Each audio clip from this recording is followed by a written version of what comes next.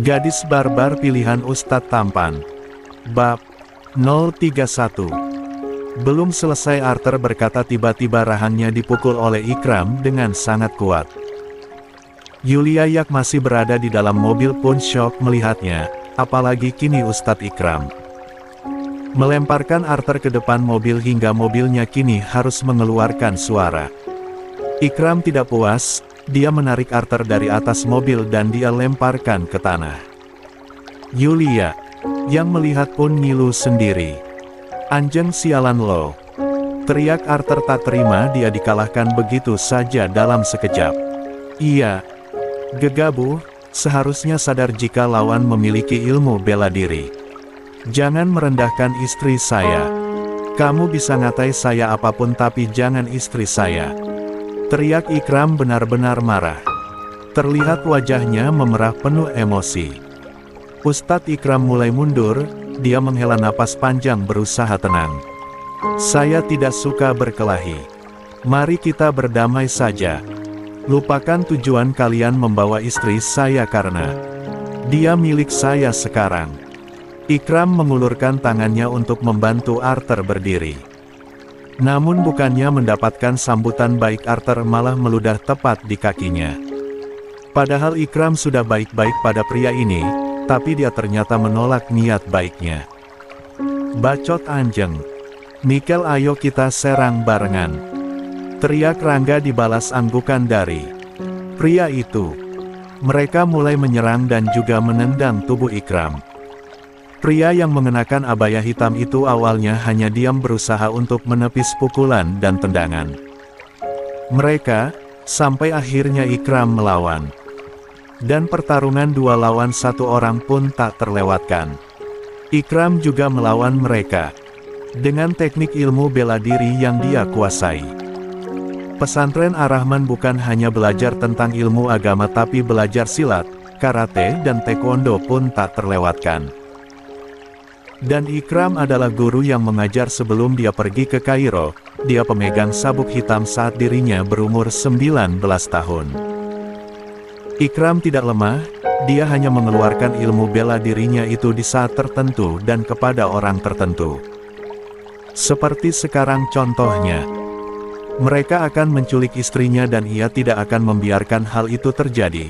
Apalagi Arthur yang merendahkan istrinya, jelas ia tak terima. "Yulia, buka!"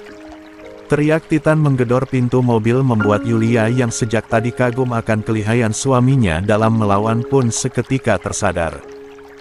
Ia melebarkan matanya melihat Titan yang sudah ada di dekatnya. "Gue nggak akan buka mobil. Suami gue larang gue keluar dari mobil sebelum dia yang suruh sendiri." Titan menggeram marah. Dia akhirnya memegang kuat tongkat besinya lalu memukul kaca mobil hingga pecah. Yulia seketika menutup wajahnya saat serpihan kaca mengenai tubuhnya. "Sialan lo Titan. Ini mobil mahal bisa-bisanya lo rusak." Titan tersenyum miring. "Seharuannya lo buka pintu mobilnya Yulia, bukannya mengunci diri seperti ini. Lo ingin jadi pengecut ya?" Kepala dan tubuh Titan masuk ke dalam lubang jendela yang sudah dia pecahkan lalu memegang pundak Yulia untuk mengajaknya keluar. Sial. Pintu mobilnya masih terkunci, ia harus membukanya tapi kesulitan karena kedua tangannya berusaha untuk menarik tubuh gadis bosnya ini. Tentu saja Yulia tidak tinggal diam. Dia memegang tangan kiri Titan dan memelintirkannya lalu menariknya semakin ke dalam, setelah itu membenturkan keningnya ke setir mobil dengan kuat. Bro! Pukulannya terlalu kuat hingga hidung Titan mengeluarkan darah dan langsung terjatuh pingsan. "Aish, pria ini benar-benar lemah," gumamnya padahal ia hanya membenturkan wajahnya ke setir saja. Yulia menatap Ustadz Ikram yang masih bertarung dengan Rangga dan Mikel, lalu tertegun saat melihat Arthur bangkit mendekati suaminya sambil menggenggam pisau tajam. Sial, Arthur ternyata masih sepengecut itu, diam-diam selalu membawa pisau. "Ustadz, awas di belakang!" teriak Yulia histeris. Dia ingin berlari menyelamatkan suaminya itu tapi terlambat saat Arthur sudah menusuk perut suaminya menggunakan pisau yang sejak tadi dia sembunyikan. "Anjing lo Arthur. Lo apa-apaan hah?" teriaknya tak terima. Dia keluar dari mobil, berlari mendekat lalu menahan tubuh besar suaminya yang akan terjatuh. Arthur menyeringai puas. "Lo milik gue, sayang. Ayo kita kembali ke tempat yang seharusnya lo tempati." Yulia berusaha menepis saat Arthur memegangi tangannya, tapi dia pada akhirnya harus meringis saat rambut ditarik ke belakang oleh mantan pacarnya itu. Arthur semakin gila. Menyakitinya. Ini bukan Arthur yang ia kenal. "Suami lo memang sangat tampan baby, tapi gue jauh lebih hebat dari segalanya. Ayo, kita pergi." "Hebat gimananya sialan? Lo pengecut yang bisa menusuk orang dari belakang." Yulia marah, apalagi melihat wajah suaminya yang kini memucat. Dia benar-benar khawatir. Jangan bawa istri saya," teriak Ikram berusaha untuk berdiri, tapi rasa sakit di perutnya membuatnya terjatuh. Rasanya sangat sakit sekali. Ini pertama kalinya ia merasakan tusukan di perutnya. "Woi kalian di sana!" teriak seseorang dari gerbang pesantren yang tertutup sudah dia panjat. Niatnya ingin kabur tapi tak jauh darinya ternyata ada perkelahian. Apalagi saat melihat perempuan yang ia kenali membutuhkan pertolongan. Sial, untuk kesekian kalinya mungkin ia akan gagal kabur dari pesantren. Zayan, pria yang mengenakan sarung dan kemeja hitam itu berlari mendekat. Dia nampak kesulitan karena memakai sarung, ini karena celana robeknya sudah dibakar oleh pengurus keamanan dan tersisa sarung serta celana pendeknya saja. "Hidupmu benar-benar serba diatur berada di pesantren ini. Wah gila ternyata itu loh," serunya. Tentu Zayan mengenali Arthur. Bahkan dia sangat mengenali pria ini. "Jangan ikut campur urusan gue Zayan. Kita nggak ada urusan apapun," tegas Arthur. Menatap penuh penekanan. "Nggak ada urusan apapun." Zayan tersenyum miring. Lalu menatap Yulia yang berusaha untuk melepaskan diri dari cekalan Arthur. "Tentunya ada bajingan. Gue benci lo karena lo buat gue harus masuk ke pesantren. Balapan liar waktu itu dimana lo nyuri motor gue untuk melarikan diri sebab motor lo rusak, gue harus dibawa ke kantor polisi. Ayah gue murka akan kelakuan gue dan gue sialnya harus berakhir di tempat ini." Arthur tersenyum miring. "Seharusnya lo pantas di penjara, biar sekalian gak punya masa depan. Sayang sekali pria anjing kaya lo bisa bebas. Ah gue lupa ayah lo kaya raya. Tentu aja lo bisa bebas karena ada uang." Zayan menggeram marah. Arthur tidak merasa bersalah sama sekali padanya. Dia mencuri motornya untuk melarikan diri sendirian, sedangkan dirinya berhasil tertangkap. Sial, karena pria ini ia harus menerima pukulan sangat menyakitkan dari sang ayah dan harus berada di pesantren yang seperti penjara baginya. "Lepaskan perempuan itu, sekarang," tegasnya. "Apa-apaan ini? Baby lo ada hubungan dengan cowok gila ini?" tanya Arthur membuat Yulia abai. Dia berusaha untuk melepaskan tangannya yang dipegang kuat oleh Arthur. Yulia cemas melihat suaminya yang kini berusaha berdiri sambil memegangi perutnya yang mengeluarkan darah. Walaupun abaya suaminya hitam, tapi ia yakin pisau yang Arthur tusuk mengenai tubuhnya dan kini telah banyak mengeluarkan darah. Sial, Yulia marah. Ia tidak suka orang terdekatnya terlu asteris A. Lebih baik dirinya saja yang terlu asteris A. Pada akhirnya dia menggigit kuat tangan Arthur dan akhirnya tangannya terlepas. Saat itu juga Yulia berlari mendekati suaminya dan menahan tubuhnya yang akan jatuh kembali. Yulia kembali. Eits, Lo berurusan sama gue sekarang, Arthur anjing. Cegah Zayan menarik jaket pria itu lalu memberikan pukulan telak pada rahangnya. Buff. Alasan Zayan ingin kabur dari pesantrennya ini tentu saja yang paling utama ingin membalas orang yang ia benci dan menjadi alasan dirinya dimasukkan oleh sang ayah ke pesantren. Arthur, pria itulah yang menjadi alasan ia ingin kabur dari pesantren karena ingin memberikan pelajaran padanya. Dan ia beruntung karena Arthur datang kepadanya, bukan dirinya yang datang. Ayo lawan gue Bajingan. Gue sebulan ini ingin mengajar lo hingga seluruh gigi lo patah. Serunya. Sialan lo Zayan. Lo merusak rencana gue. Murka Arthur tak terima. Zayan dan Arthur pun akhirnya berkelahi. Ustadz, are you okay? Yulia menatap cemas suaminya. Memegangi wajahmu yang sangat pucat. Ikram mengangguk lalu tertawa kecil. Jika saja Arthur tidak menggunakan senjata mungkin ia akan menang. Yulia, bagaimanapun caranya Io harus ikut dengan kita, sahut Nikel juga Rangga. Membiarkan bos mereka sendiri melawan Zayan. Walaupun mereka tahu saya bukanlah lawan yang mudah.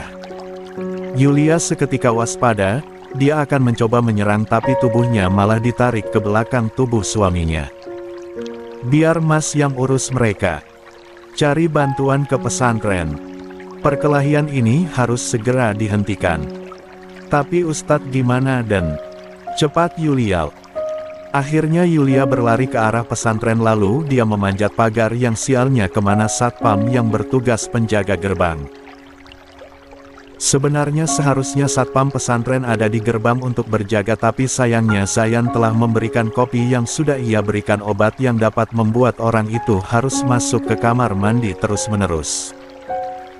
Di saat seperti ini Yulia beruntung karena dirinya selalu memanjat pohon, dan memanjat gerbang baginya sangatlah mudah. Melihat istrinya sudah masuk, Ikram mulai menyerang Rangga dan Nikel kembali. Rasa sakit di perut akibat tusukan diabaikan dan kini mulai berusaha melawan. Beberapa menit kemudian gerbang pesantren terbuka, dan segerombolan santri putra datang dengan Yulia, Gus Hilmi serta Kang Abdul berada di depan. Woi kalian hentikan. Polisi akan segera datang. Teriak Kang Abdul, padahal dia sebenarnya hanya berbohong. Mana ada polisi, dirinya harus masuk ke rumah dalam dulu meminjam telepon untuk memanggil polisi dan itu cukup membuang waktu baginya. Sial. Umpat Arthur membuat Zayan terkekeh kecil. Ini bukan waktu pas untuk kita bertarung Arthur bajingan. Kita akan bertemu lagi di saat gue berhasil bebas dari tempat ini. Mendingan lo pergi daripada mereka berhasil tangkap lo. Lalu bawa lo ke kantor polisi. Dan lo berakhir akan di penjara. Zayan mundur sambil mengusap darah yang keluar dari sudut bibirnya, menatap puas pada Arthur yang bereaksi ketakutan. Kita cabut sekarang. Perintah Arthur mundur lalu dia mengendarai motornya dan pergi begitu saja. Nikel dan Rangga panik, mereka akhirnya ikut mundur lalu membawa Titan yang sudah tak sadar diri. Ustadz, are you okay? Seru Yulia mendekati suaminya yang duduk di tanah. Ikram tertawa lalu meringis kesakitan. Apa tidak ada lagi pertanyaan lain selain itu? Ustadz, aku serius. Saya tidak baik-baik saja, Yulia. Tapi sekarang, Ikram menjatuhkan wajahnya ke pundak istrinya. Saya lega karena berhasil melindungimu. Dan detik itu juga Ikram kehilangan kesadarannya membuat semua orang terutama Yulia panik. Kang Abdul, bantu saya bawa Ikram sekarang. Teriak Gus Hilmi. Baya bawa Zayan masuk ke pesantren lalu obati dia. Perintah Kang Abdul lalu dia mengangkat tubuh Ikram dibantu oleh Gus Hilmi. Yulia hanya bisa terpaku melihat suaminya yang sudah tak sadarkan diri dibawa masuk ke dalam mobil yang baru saja tiba. Seakan tersadar akhirnya Yulia pun ikut masuk ke Dalam mobil dan mobil pun melaju dengan kecepatan kencang menuju rumah sakit terdekat. Ikram harus segera ditangani atau tidak darahnya akan semakin banyak keluar dan itu tidak akan baik untuk tubuhnya. Yulia berjalan sambil memegang sisi berangkar yang membawa suaminya pergi. Dia panik dan cemas melihat banyaknya darah di tangannya.